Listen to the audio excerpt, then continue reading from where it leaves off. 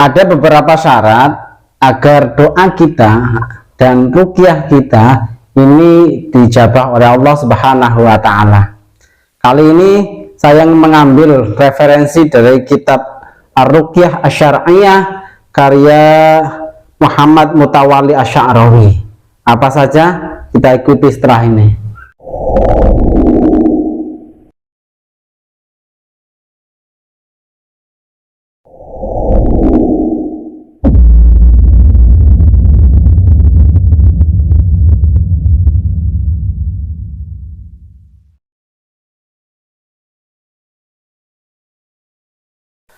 Assalamualaikum warahmatullahi wabarakatuh. Alhamdulillahirabbil alamin, wassalatu wassalamu ala asrofil anbiya wal mursalin sayyidina wa maulana Muhammadin wa ala alihi wa sahbihi ajmain. Amma ba'du. Teman-teman yang dimuliakan oleh Allah Subhanahu wa Ta'ala, kali ini kita akan bahas tentang syarat-syarat doa, di mana agar doa kita ini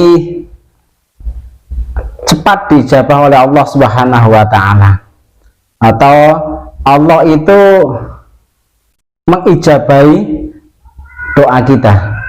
Apa saja?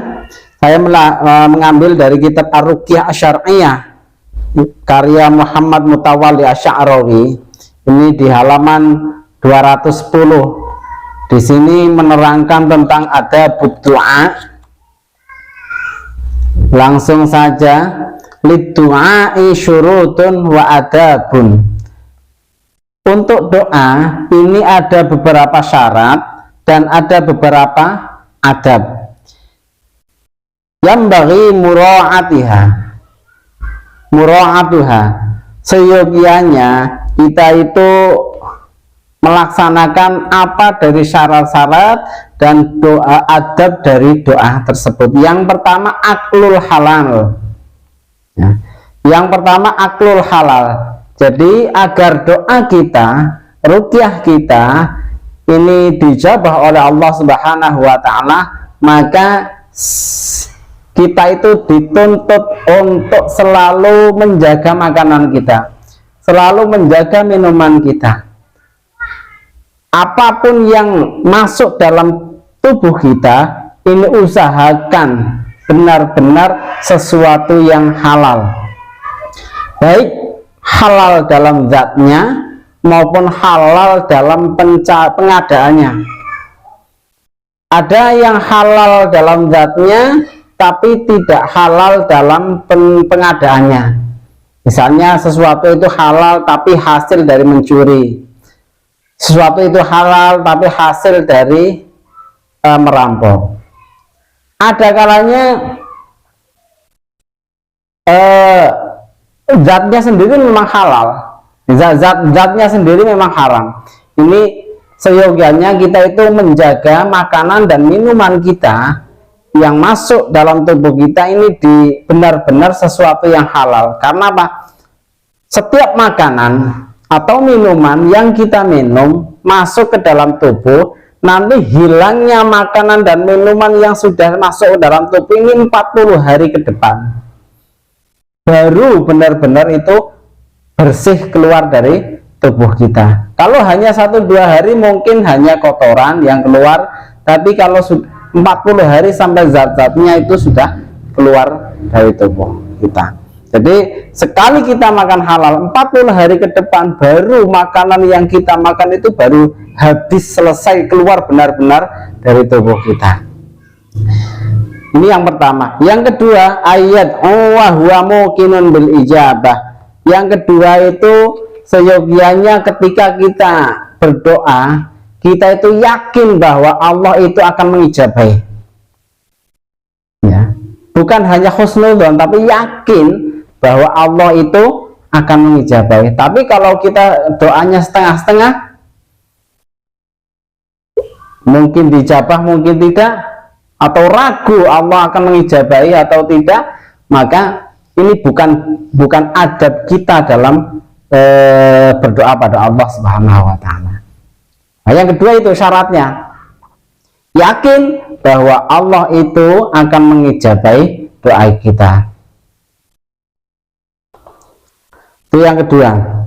Maka Gusti Allah itu, Allah Subhanahu wa taala pernah berfirman, "Ud'uni astajib lakum," berdoalah kalian semua, niscaya aku akan mengijabahi. Ini apa yang disampaikan oleh Allah Subhanahu wa taala.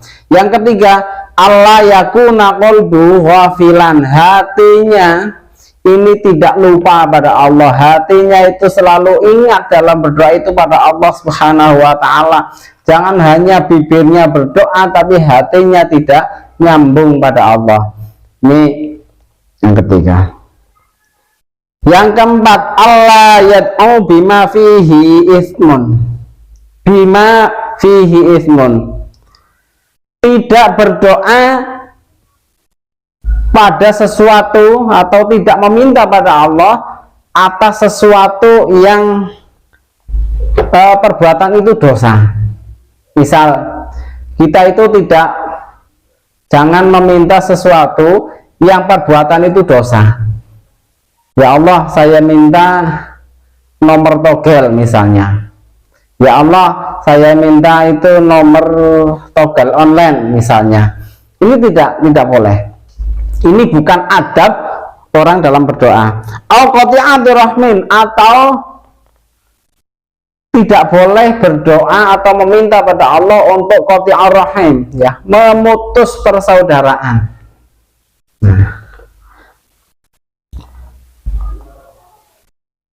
Au idu'atu Allah ya tuh. Au idu'atu hakim min hukukil muslimin, atau menyia-nyiakan hak orang-orang muslim, ya. Ini meminta untuk menyia-nyiakan hak orang-orang muslim, ini tidak boleh. Salah satu adab orang-orang dalam berdoa pada Allah Subhanahu wa taala. Ini nomor 4. Yang nomor 5, Allah yad'u bimuhalin, tidak boleh meminta atau berdoa atas sesuatu yang muhal. Yang muhal terjadi. Misal kita sudah berlalu, masa kecil kita sudah berlalu, kemudian mintanya sekarang, ya Allah jadikan masa kecil saya itu hafil Quran, padahal kita sudah melewati waktu itu, melewati waktu masa kecil. Ini tidak boleh, karena ini muhal, sesuatu yang tidak mungkin. Atau misalnya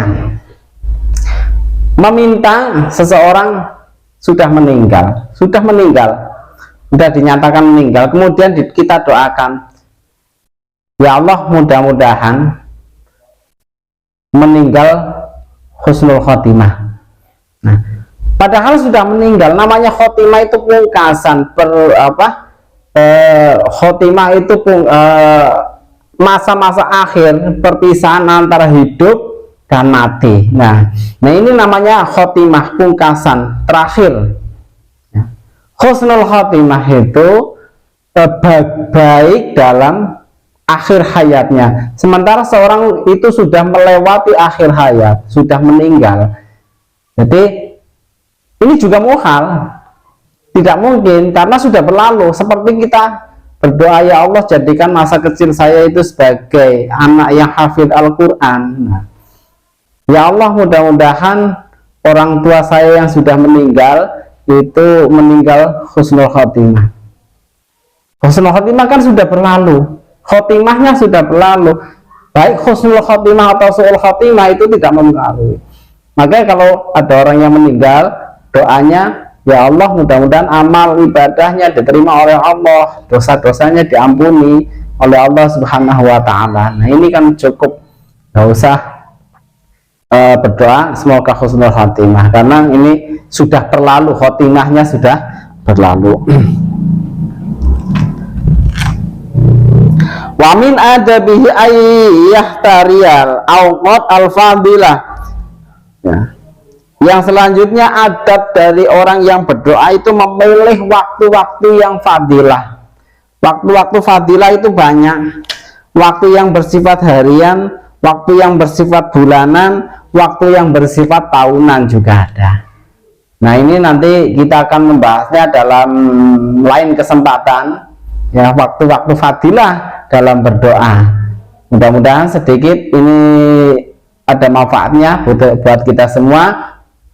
Wallahul muwaffiq ila aqwamit thoriq. Wassalamualaikum warahmatullahi wabarakatuh.